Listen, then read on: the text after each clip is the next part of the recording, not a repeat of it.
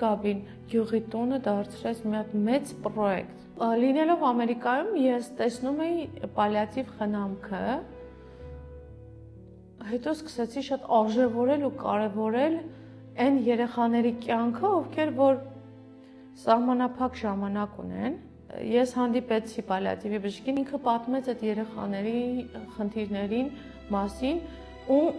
երբ որ Գաբին էլ վերջում մեզ ասեց մամ, պապ, կօգնեք երեխաներին։ Նախ կարա այդ երեխան ունենա ավելի որակյալ ցավազրկող։ Եթե երեխան ամիսներով պետքա պարկի,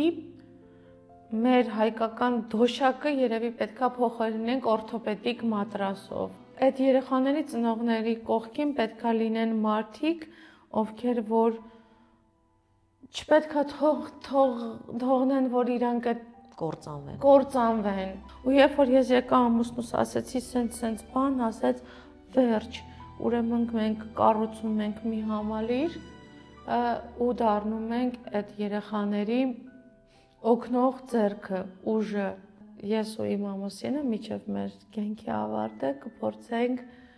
զարգացնել պալիատիվ խնամքը Հայաստանում, լուսաբանել,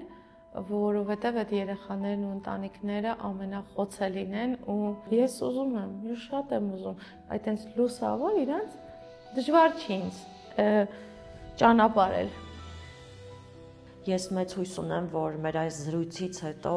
անպայման կլինեն մարդիկ, ովքեր կարողանան, կցանկանան